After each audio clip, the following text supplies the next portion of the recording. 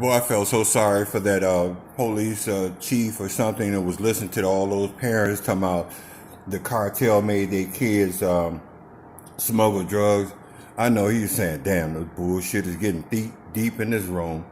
I really felt sorry for him. He was sitting up there shaking his head because they own the streets and they know the streets. And they know bullshit when they hear it too, but see, the thing of it is, they're not going to ever speak against their community. It's almost like a mayor being voted in to a position. A police chief and stuff can get voted out of a position by no confidence, as I just learned up here, for doing the right thing when the wrong thing is shown on TV.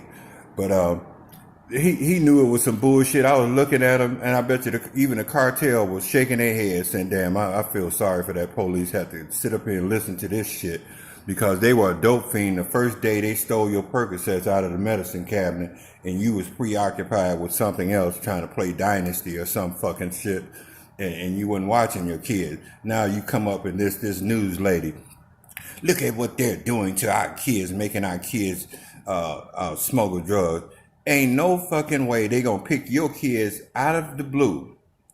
A kid that don't know nothing about drugs, don't follow in those circles. It has to be that he went to juvie court and went to jail and got with people that was doing drugs, homeless on the street. Y'all got more homeless kids on the street, but they're not really homeless. It's just like I don't know, a fixture or something. Because you tell them, if you need money, just go ask the snowbirds.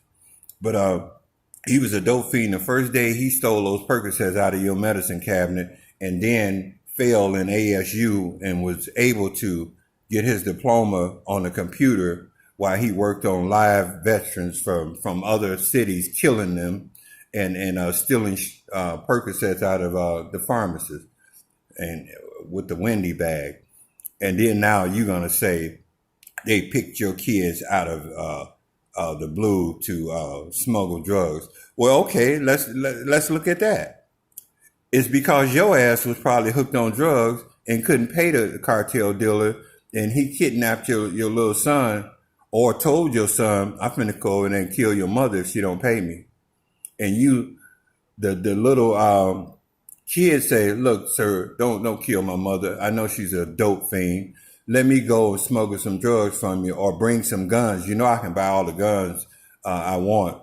I can buy anything I want and stuff. They over here, they let all of us white people buy stuff, and I'll smuggle some guns to you, or something like that. It has to be a tie between they're hooked on drugs and couldn't pay, or trying to fuel their drug habit, or one of the family members have got in trouble and owed a small-time drug dealer, which a big-time drug dealer called in his marker and told him, you don't bring your ass over here and smuggle these drugs, I'm finna go here and kill your whole family, which is right.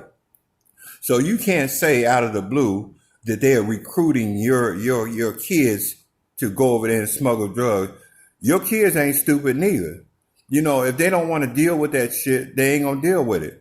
Because shit, money is falling like rain for them. All they have to do is have a fundraiser and get it from the snowbirds. Why should they go over there and risk their life on some drugs and maybe spend 3 hours in jail for bringing 22 tons of cocaine across? They ain't gonna do that. I mean, that's if you're white.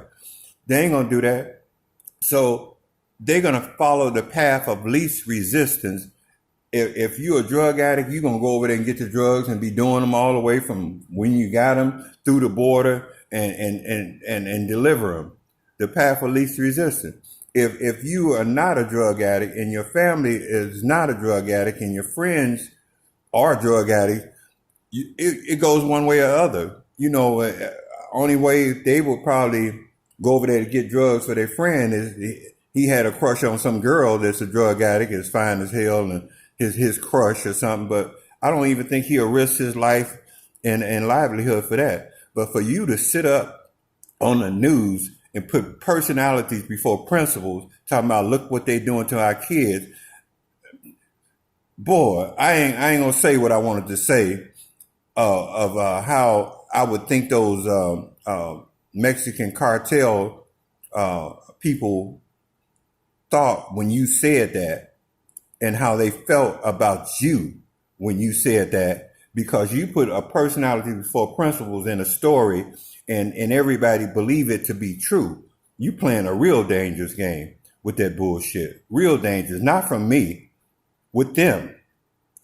You playing a real dangerous game, cause that bullshit don't fly. And it just like that police chief was shaking his head, and all these parents sitting there like they didn't know what Bobby was when he drowned in the swimming pool. He was just right by me. That type of shit, like that type of shit was going on when all the kids were drowning. No parents will ever check for drugs. No DCF ever came in there to get the rest of the kids. Ever. Ever. Y'all need to cut that bullshit out. And sooner or later, it ain't enough that the Mexican people done cut your grass and had your kids, kept your kids from drowning. Now they got poison from Roundup and all that shit, and y'all pushing that shit for months and months. Talking about if you got cancer from Roundup. Them people don't want to trust y'all for nothing. It's bad enough.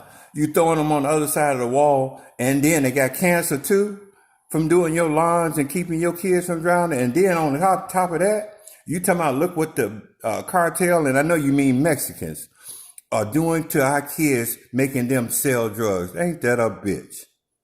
You need to quit. Y'all need to quit with that, putting y'all personalities in before principles in the news story. Thank you.